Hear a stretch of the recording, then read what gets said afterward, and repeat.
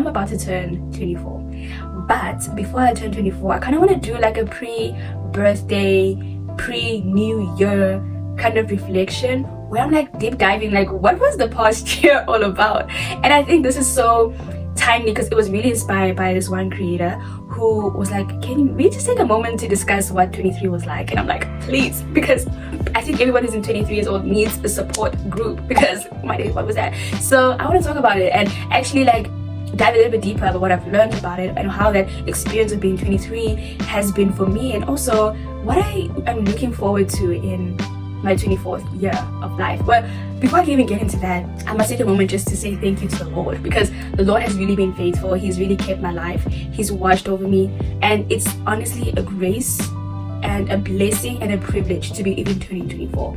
I am grateful for how He's kept me. The blood of Jesus has been marked on my life, and I'm a testimony that you may not know about where you are, but God is with you each and every step, and He will order your steps.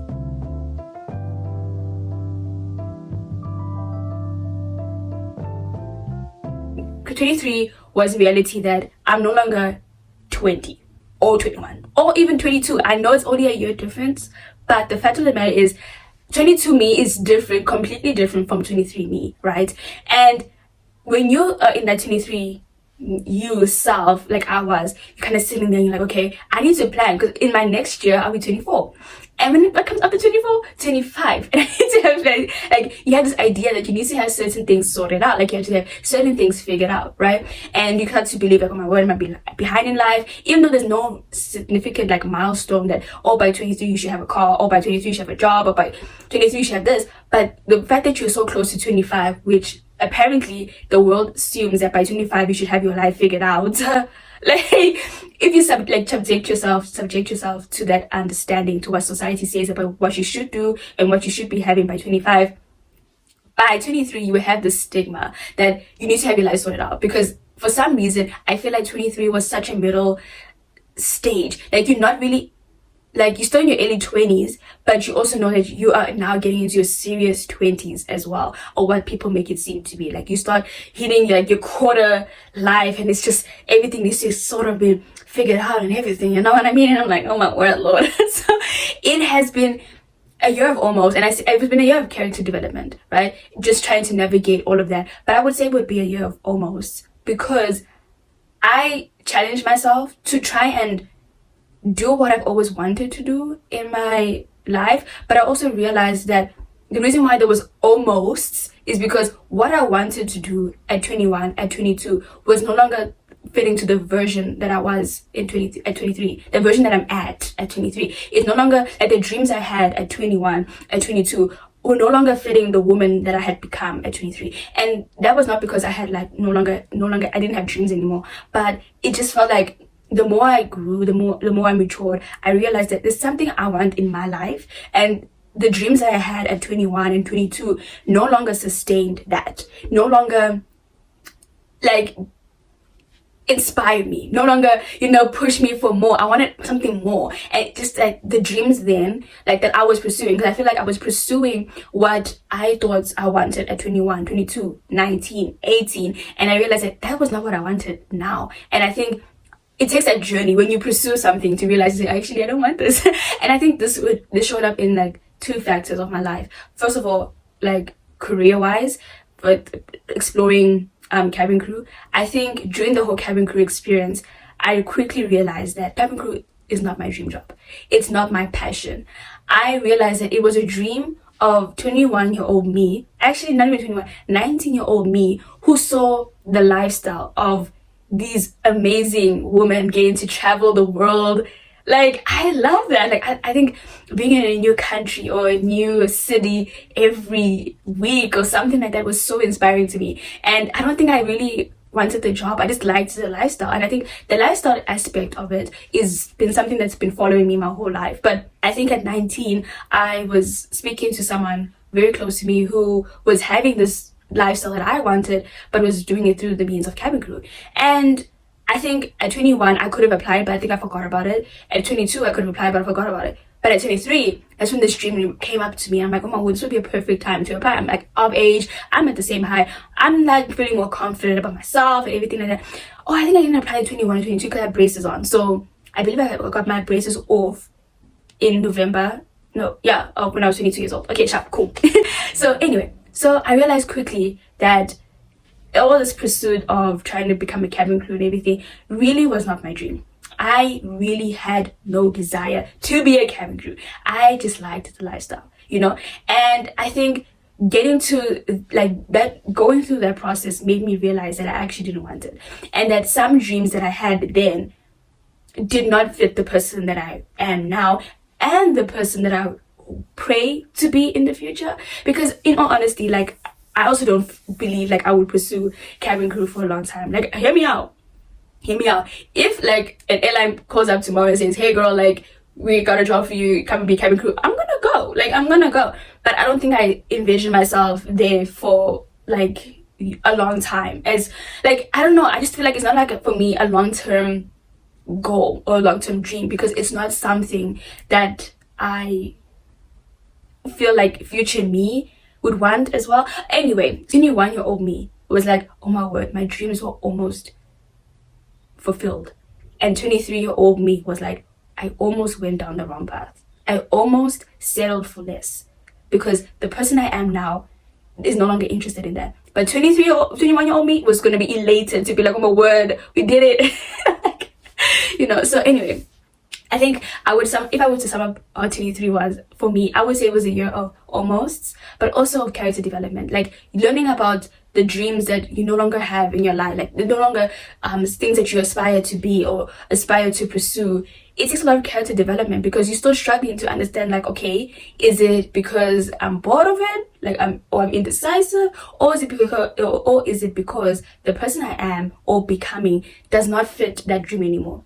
Or that dream would have to change to fit the person I am now. And it can be so difficult to navigate all of that. So some things I want to share with my 24 self. When you turn 24 and you feel like, oh my word, girl, this is my future self. But future self, when you turn 24 and you're sitting there and you're like, oh my word, I am struggling, you know? I want you to remember what you've learned in 23, at 23 years old. Number one, please understand that you can change your mind. And obviously not change your principles or values or morals, but you can change your mind about certain things, certain parts, if it doesn't suit your beliefs or where the Lord is leading you. Okay? Sometimes it can be so easy to feel like, but this is what I prayed for, this is what I need, this is what I'm desperate for, and then you stay. It is so much better to change your mind and understand, to say, okay, I've developed with the Lord, I have grown and transformed with the Lord to understand that this is not what the Lord has for me anymore. And it's okay to change your mind. The things you prayed for, the things, like situations you prayed for at 21, 22, even at 23, it may not fit the person that God is calling you to be at 24, and that's okay. There's a time and a place for everything, and that's okay. If a dream comes back in a later time, that's okay. It's not like you have to now make a final decision now to say, I am never gonna get married. I'm never gonna do this. Like, I hear you, I really do. But right now, you're in a time in your life where you're still maturing, you're still growing, and it's okay to not always, but to be willing to change your mind when it comes to certain things about where you have to go, decisions you have to make, your principles, your values. If those decisions do not align with your principles, your values, it's okay to change your mind. It's not like set in stone vibes, okay? Number two, the places, especially like traveling places that you have interest in, does not always relate to your calling, okay? I had to come to an understanding that just because I was interested in Korea or South Korea, and also interested in New Zealand, or one day I'm interested in Qatar, or one day I'm interested in the UAE, those interests in those countries and wanting to learn about their culture has nothing to do with your identity and has nothing to do with your purpose. Right? Some things it's okay to be interested in, it's okay to desire to visit, but there's certain things that just do not fit the will of God, and that's okay. It could really exist in wanting to know about the culture and loving the culture and wanting to know about the language without feeling like my sole purpose I had to be in South Korea. Because I feel like sometimes we tie our interest that it must be a reason, there must be a purpose, there must be like, okay, that's true. I don't think God does puts interest in our hearts for nothing, right? Hear me out.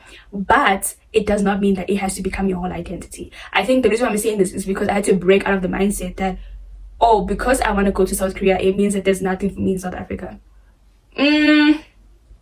Even if there was nothing for me in South Africa, I would be putting too much identity and everything of me in a specific country, like it's gonna fix anything for me. It's not. You know what I mean? That's what I'm trying to get at. Like, God places us and plants us in certain places for a reason, and there's gonna be a time where that season comes to an end and you have to move.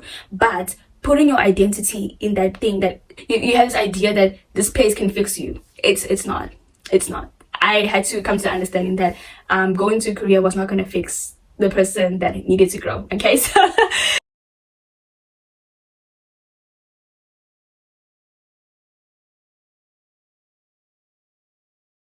so that's the thing. I'm like, even like my interest in Cape Town and stuff like that, it does not mean like God cannot use me there, but that my identity shouldn't be in there, and that I shouldn't have this idea that, oh my word, Cape Town would fix me. Number 3, not let the stigma of the new age you're turning to control the way you approach life. I get it. You're gonna be 24, 25 soon, and it can easily feel like, oh my word, now I need to have my life figured out.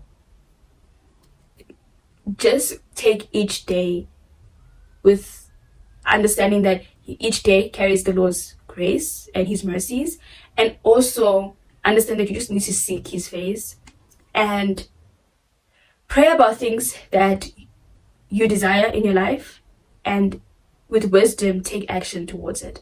I think 23 was, as much as it was a character development kind of year, it really taught me a lot about not just sitting, praying about something and just not pursuing it, but taking the time to also be active, to put my faith in action, to not just hope that the thing will just fall on my lap, but to actually take actionable steps. Oh, and another thing, focus. One thing that pursuing cabin crew has taught me is that when you have one singular thing in mind, you pursue it, right? And that's what we need. I think I was reading a book the other day that says when there's too many options, there's more likely a chance of confusion, right? And it's so important to cut off those options. That's why I'm saying you can change your mind. You can decide, this is not what I want for my life right now. This is not what I want right now, but maybe later on. This is not what's going to happen for me. I don't want this for me at all. And that's okay. You can change your mind. And always try to not figure it out, but try to narrow a little bit more so that you can be more focused on what you're pursuing. Right? Because I realized that it can get very messy when you're trying to pursue everything. I felt like I was making more progress when I just decided I'm going to pursue something in airlines, whether it's cabin crew or whatever. I'm going to pursue something in airlines, which meant I was no longer applying for other things, and eventually I got the job offer. The truth of the matter is, I realized focus is so much better than having so many options and having too many confusions. It's very important to also add that there's nothing wrong with pursuing many things at once. It's in Ecclesiastes 11 verse, hold on. It's in Ecclesiastes 11 verse 2, and it says, invest in 7 ventures, yes, in 8. You do not know what disaster may come upon the land, right? So the interpretation is basically that this verse promotes like putting your investments into many different ventures to manage the risk that the unpredictable future holds, So like not just putting all your eggs in one basket. And I feel like that's what's my fear. And feeling like I had to figure everything out. I felt like I had to basically put all my eggs in one basket. And I think a part of me gets scared about it because I'm like, no, if I put all my eggs in one basket, I know it's going to fail. I'm scared. But I think I've recognized the benefits of truly praying about something, believing about it, and pursuing it, and being intentional about it, like full head on, and not trying to like spread myself thin, number one, because oh my word, but just really focusing, narrowing the options and trying to focus in on something in that moment, helps me to focus better, and it also lessens the confusion. Splitting yourself into so many different things, at some point it feels like you're being productive, but literally it's like, no, you're not going anywhere. You're going in circles. You're going in circles. You know what I mean? So I don't know what it is that's going to be in 24. I don't know when I turn 24 or what this whole year holds for me. What are we pursuing exactly? But I think this was so important for me to sit down and have a chat about it, because my YouTube channel is just as you guys are watching me grow. My YouTube channel is for when I grow up and I'm like looking back and I need some, I look back on these videos and I listen to them and I'm like, oh my word, I think this is what applies into my life right now, So it's very important for me to also sit down and document this kind of time. And I don't know, I think it's a blessing again to be able to sit down and talk about this and recognize that 23 was a beautiful year. I feel like every year of life is beautiful. For anybody who's watching this and you're like, I'm 23 years old, I don't want you to be scared about, oh, if you're 22 and you're about to turn 23, I don't want you to be scared about, oh my word, like I'm turning 23, or like, I don't want people to be scared about turning 23, because 23 is not a curse, right? But as I will say again, it's definitely the stigma. You're in between these next defining years, as people would say. You're no longer 20 or 21, which means you're no longer a young, very, very young 20 or kind of vibe, but you also feel like you are heading to years where things start, the society ends up expecting you should be having this, you should be having that, you should be focusing on getting married, a car, a house, a job, and you can feel like this. And in 23, like you're kind of in the limbo, like you're like, I'm still young, but in a couple of years, or in 2 years, some people are going to be asking you to, I need to have this, I need to have that, and you can really feel like a limbo. I feel like that's what I was like in 23. I felt like I was constantly trying to go with the flow of things. And I think one thing that really gave me the grace about everything was taking things a day at a time. If you are 23, tell me about your experience. But if you were 23, do you guys relate? Do you feel like there was like a stigma around being 23? And what was your 23? Like, how can you like sum up in your being 23, sum it up in one word? And yeah, happy birthday to you, my darling. And I pray that 24 will be a year of God's glory. I know every year I pray for something and I always look forward to something that I want. I think this year I don't have, in this new year, I have nothing that I specifically want. Obviously there's things I do want, but I think I'm at this point where I'm at complete surrender, when I'm like, you know what, Lord, whatever you want then. Like, let your will be done.